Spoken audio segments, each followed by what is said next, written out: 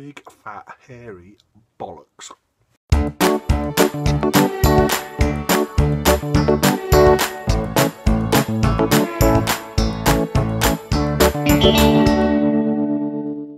It's quite a nice evening actually, now sitting down and chilling out. What else can we talk about? Shall we talk about? I don't know really. I'm just going to edit this out. I'm just going to waffle on. But talk about my boil kettle.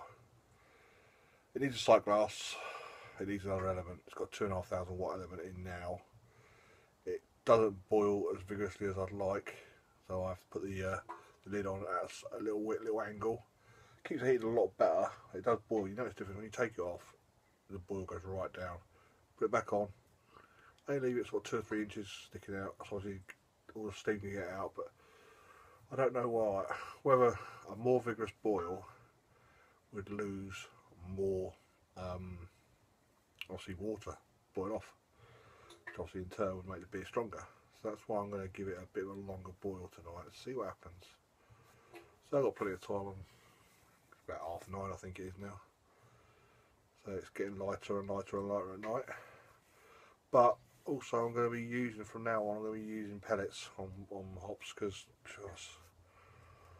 4-leaf hops, they just block the pump up. And just, I don't know, it's a pain in the arse. But I think they actually hold a hell of a lot of fluid as well. So when it comes to the end of it, I mean, I put in that last brew I had 74 grams of, this is obviously just on the dry hop, 74 grams of Willamette, whatever it's bloody called. And I tell you what, when I tired. I've had a few of them. When I siphoned it off, there was a lot of moisture in them hops, so I don't know. 74 grams turns into a lot of hops. Obviously 74 grams of pellets turns into mush. So you don't want a bit of mush in the bottom of your keg. You don't want a bit of mush in the bottom of your fermenter. So, and one other thing I want to do, I want to get, I've been looking into this. The reason is why I want to get some conical fermenters, because they just seem so much better. Again, you're not siphoning off into secondaries. You can use them as obviously a bright tank, temperature controlled as such. It obviously just depends how hot the ambient temperature of the room is, but you can soon, I don't know, aircon unit or whatever. But anyway, it don't get hot here in the summer, but say some days it's 28-30 degrees. Well, it's hot as 40 degrees before, but very, very rarely. Most days in the summer probably 26 to 28. But it's just warm enough to obviously use the pool. That's got to be moved now. We'll empty it, move it, fill it. I've got a salt water generator on that as well, so I've got to add more salt. I've got loads to do. I was going to put a slide in, a water slide, but not this year. Last year I had the water up to 29 degrees just with a solar cover. Brilliant, lovely one, but only for about 3 or 4 days. And when the old cloud comes, when it drops down to sort of 24, 25, you notice a difference. I filled it up in last June. The water straight out of the ground, 12 degrees. I filled it. My daughter going from school. It takes 2 days to fill. Daughter going from school. Swimming costume in the water for an hour at 12 degrees. She was blue when she came out, but you know what? She's bloody mad. Absolutely bloody mad. Anyway, I'm waffling, but it's good to waffle, I think. No. What's wrong with a good old waffle? But anyway, I'm going to magically fill this up, as if by magic.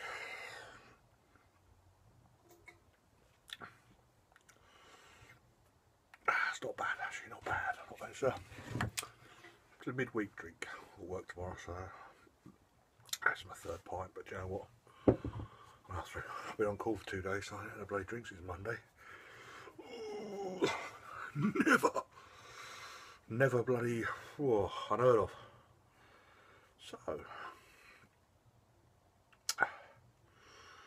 I'm actually thinking about, because obviously I'm not hitting the numbers. I'm just not hitting the bloody numbers on the brews.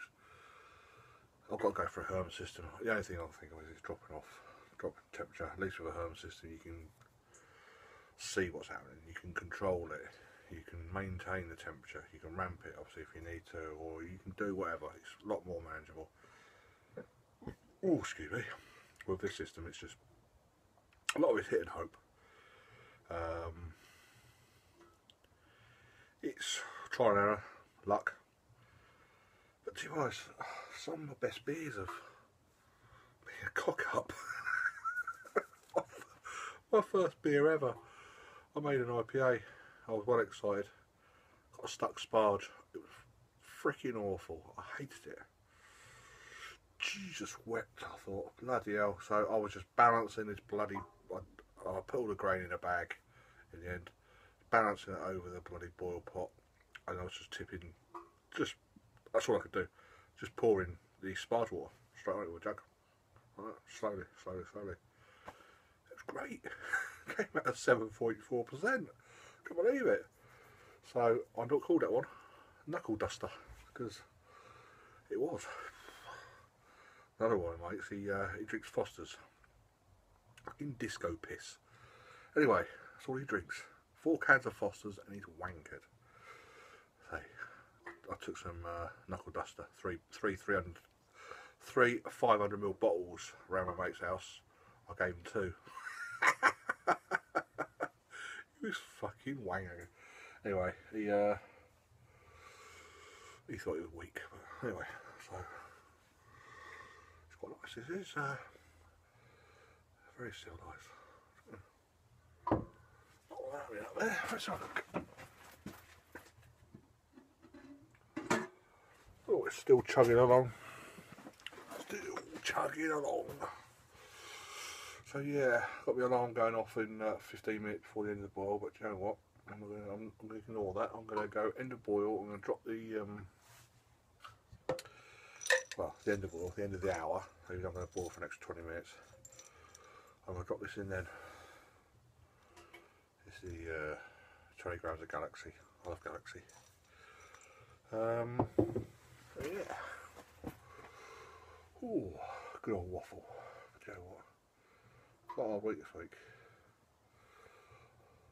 I just bought red wine the other day. Ooh, that's nice. Very nice. I went to the shop. I went to a homebrew shop in Bedford. Happy Brewer. And obviously look at the wine kits. I mean, they're mega money, but Joe, what? It's 40 bottles of wine for 125 quid. And obviously it's pure grape juice, so I might have to do one of these at the end of this year. But that's it. I know what I'm going to talk to you about. Nettle beer. Hands up, who's made nettle beer? Me. Love it. One of the first brews I ever did. When I did the cherry wine a couple of years back, me and a friend Sharon, we were going to, we want to start making drinks out of stuff that you could find within the village of Wellington, where I live. Anyway, so obviously you've got the old cherries, made the old cherry wine. I also looked at a few videos on YouTube. Nettle beer. I thought, Joe, what? It can't be good, but give it a bash. I can't remember what the recipe I had, but I had obviously a couple of carrier bags full of nettles, some cream de tartar, oranges, lemons, and sugar. Anyway, it would come out about 5%, and I dropped it in the bowls. 3 of them exploded.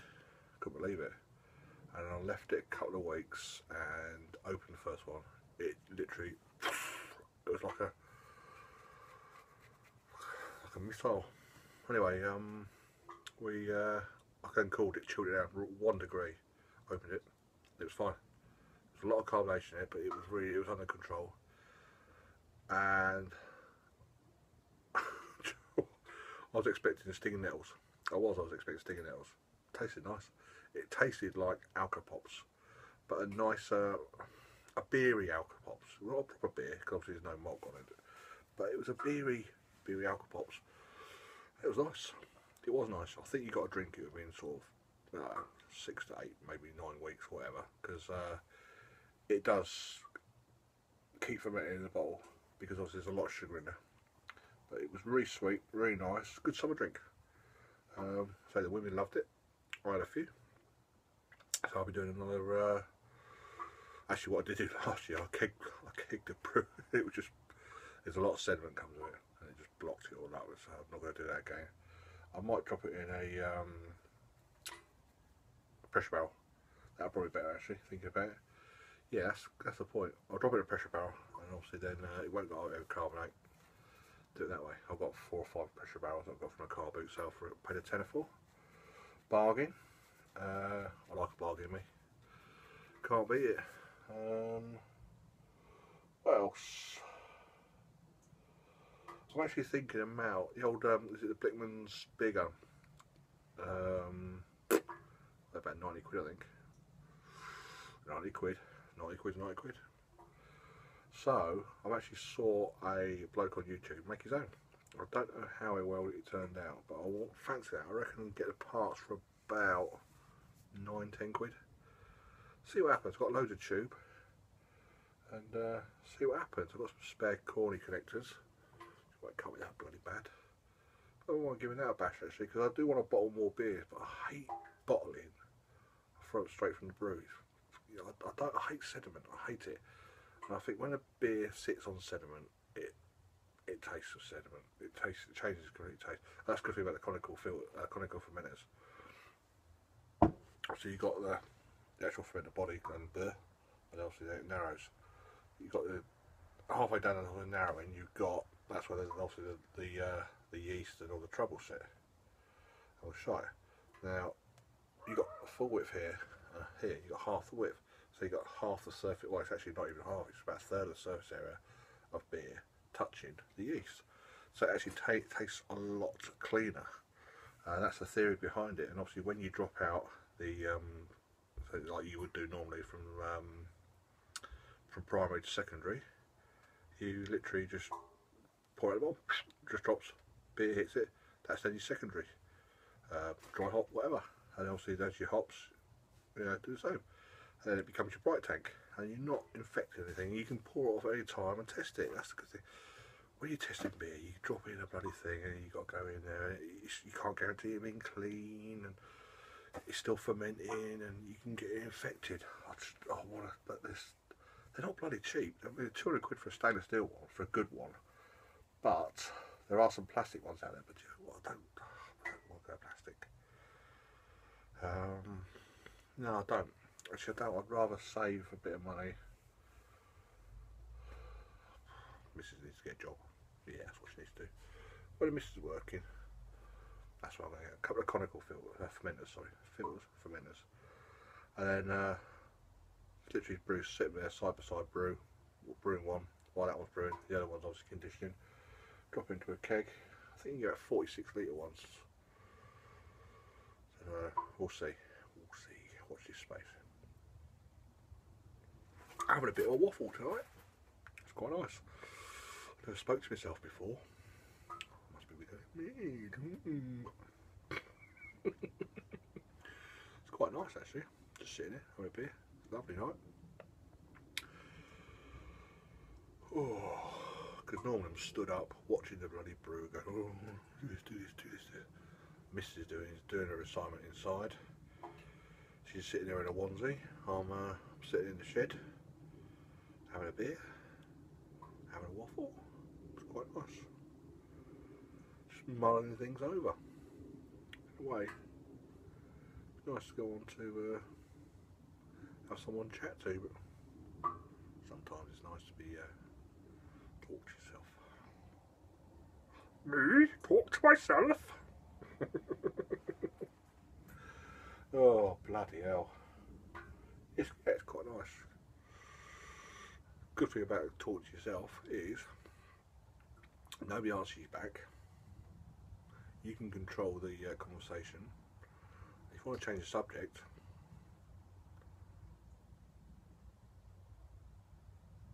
What was I talking about? Oh, horse. Sorry. Anyway, yeah. Ooh, Friday tomorrow. Got Friday, Saturday, and I'm off Monday and Tuesday. But I've got the conifers down in the front garden last weekend. Me and the mother-in-law got rid of them. I've got a 35-foot conifer come out in the back garden here, 20-foot across, at least 20 foot. I'm going to log that up. I've got loads of logs from the front. I'm going to, I've got 3 shorter ones behind the swimming pool. They're going to come out.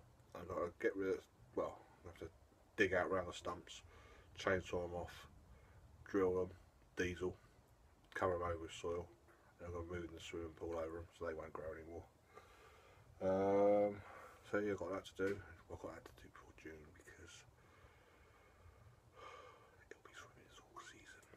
Swimming pool season, in fact. And I can't wait. I love getting home from work. Get sweaty at bloody work. You sit in a bloody van, sweat me gonads off, come home, jump in the pool. I remember last year when I was building Gary and Sharon's what they called the long bar. I'll tell you why it's called the long bar in a minute. And I was building their beer room type thing at the bottom of the garden with a deck in and the veranda roof and things like that. Built that last year and it was freaking hot. Oh, I got to add. No, I haven't got to add prototype habits because it's just telling me. It's like my phone's telling me. I haven't because I'm on 20 minutes. Anyway, I was digging holes for the posts for all the for the veranda. I was to go down a good 2-3 feet, hard soil. I was sweating my nuts off, and I was cutting them off as I was laying the joists. And I had this old shitty old handsaw, so I thought, fuck it, go out and get my chainsaw. So I had to go out back in a minute. Came home, walked past the pool, got in the shed, got my chainsaw out, walked back to the pool, threw my trainers off, jumped in the pool, got out, got back in the car, and drove back up there. Come back, I was soaking, but he goes, what the bloody hell? So he just jumped in the pool, it's lovely. Anyway, that's good. Anyway, long bar. Right, so I built the bar. How long do you want the bar? So I do 8 foot. 8 foot sheet of ply. Obviously sheet of ply on the front of the bar. Yeah, that's fine. Showed them how long 8 foot was. Okay, fine. Built the bar. Took me a couple of 3 hours to build the bar. It's too long. What do you mean it's too long? It's too long. No, sorry. They came round here that evening. They said, what, the bar is too long. It's too long. I showed you how long it's going to be. Got the bloody worktop for the top of it. You know, they knew how long it's going to be. Yeah, it's too long. Can you shorten it? I can shorten it. Is it easy? Yeah, it is easy. It's not a problem. It'll have 3 big holes in the bloody floor where it's bloody fixed to. Oh, bollocks. It's too long. It's not too long. It's never too long. They're satisfied with it now. They realise it's not too long because there is no such bloody thing as a bar that is too long. Bars that are too short because you can't get a beer. But bars that are too long, there is no such thing. Come in handy when you dance on the bar anyway, so. Oh, having a right old waffle tonight. Oh, what can we talk about now? Yeah, it's the old election tonight. Oh, I don't know what's going to happen. No, actually, no, this country's not going to pot. It's going to pot in some ways. There's people out there that don't work, they piss me off. Some people that can't work, that's fair, not a problem. I can't imagine not working. What's wrong? Not bloody working. Well, okay, I've always been in work. I was self-employed bill for 22 years. Probably had the odd day off here and there, no doubt, but I think I had a couple of 3 days one week waiting for a job to start, but that was waiting for a job to start, wasn't it, you know? But when you have a week off, a couple of days, lovely, lovely, lovely. 3rd day, piss bored. Friday tomorrow, not Fridays. Our busiest day of the week, but you know what? Bollocks to it. Big fat airy bollocks. Yeah. Big fat hairy bollocks.